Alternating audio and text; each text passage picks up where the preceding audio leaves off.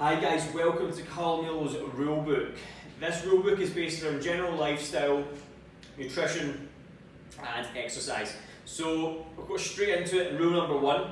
My rule number one here is only buy high quality produce. So for example, organic, or go to a supermarket that's high end, where such as Waitrose and Organic Food Market, these kind of places, you're going to get a much better product at the end of the day. So, and you know, and most people would know a high quality product to a non-high quality product. So that's something I would definitely recommend, is getting to a supermarket or organic place and making sure that is, you stick to that rule, and you'll feel much better for doing that. It gives you much better nutrients into your body, and as I said, in general, you'll feel much better. So rule number two is drink a minimum of at least 4 litres of water. Obviously it depends on the size of the person. If someone's 45 kilos and if someone's 110 kilos, it does make a difference. But as an estimate, as an average, 4 litres of water a day. Some people 5, some people 3. As I said, it depends on the size of the person, but that is a gauge, 4 litres of water per day to stick by, and just measure it out. If it's 4 litres, you're just getting a certain amount per day. Obviously 4.5 litres, you get 1.5 bottles. Very simple to follow. You just have one before 12, one before 6, and one before bed, and that really helps you stick to it so it's scheduled. Rule number 3 was sleep a minimum of 7 hours a day. This is one of the most important things for people. For men, testosterone levels will be much lower if you're not sleeping for at least 7 hours. And then also in terms of hormones for women, this is really important that you make sure that you get that sleep. And if you get that sleep for those 7 hours, not only will that kind of give that positive snowball, because as I said, you'll get that your testosterone levels, your hormones will be better, which will give you a better mood and give you a much better mind frame, and then again your exercise will be a lot easier, your nutrition will be a lot easier, you'll have more energy in general. So that's how your system works. It has to be focused on the baselines of sleep and water and things like that, high quality produce, because then everything else falls into place. Rule number 4, train at least 5 times per week.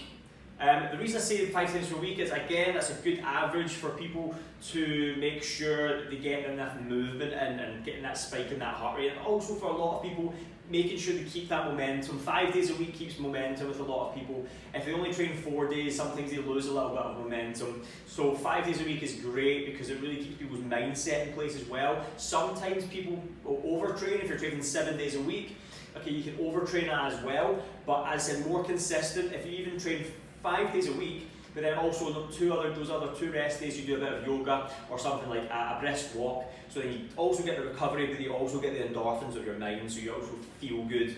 And that's really important for a lot of people, because if they don't exercise, sometimes they don't feel as positive. It depends on you as a person, but again, that's something I would normally stick by.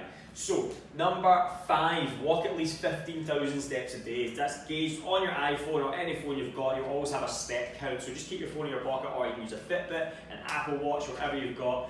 15,000 steps a day. Keep that as a minimum, and you'll see yourself, again, sleep will be better, your system will be working better, you're keeping that endorphins. You can even time it in the day. So for example, you train in the morning and then you're only on, say, 6,000 steps, so then you go for a long, brisk 45-minute walk, and you bring the steps rate up to 15,000 on there, and then you do that when you finish work to give you that extra energy and that extra boost. So you can then time it to your day, and that'll make you feel a lot better for doing so. Rule number 6, no dairy. No dairy. A lot of dairy products don't agree with the majority of people, in my opinion, but if they do, that's fine. But the point of taking away dairy as well is the extra calories. It's not really needed that much. So dairy, as in you can keep eggs, but in dairy in general, like cheese and milk and things like this, I would avoid, because again, it's extra calories that I don't feel that you need.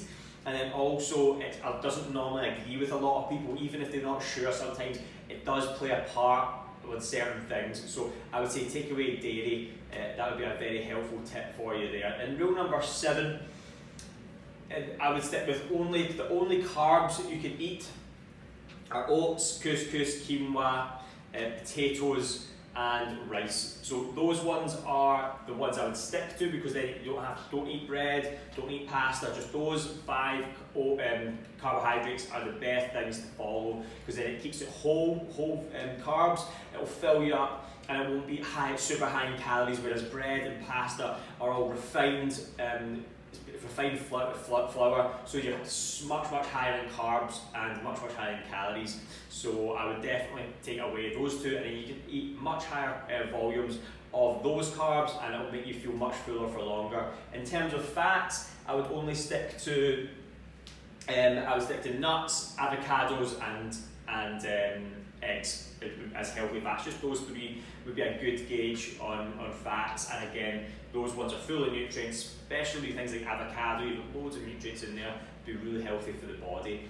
And in terms of fats as well, you've got your meats, your meats as well. You've got your fish and things in there, like your salmon. Like salmon, for example, is amazing. It's got so many nutrients in it. It's really high in fat, and I feel that they are included in your fats would be amazing. So even if you had your salmon there combined with everything else, is extremely healthy. So I hope that's good. So I stick to those 7 rules, and I promise you, you'll be in much better health, and you'll feel loads better for it. And you can just make those small changes along the way, and you can get better and better at it. And if you, as I said, if you stick to those 7 rules, it'll make it much clearer for you to then understand things like shopping, things like meal preparation. Just in general, it gives you a bit of a guideline in terms of your movement and everything in daily lifestyle, as opposed to just kind of guessing what's healthy, what's not. Having structure, and I say it all the time if you know me, having structure or a schedule in place is so important. It makes such a difference.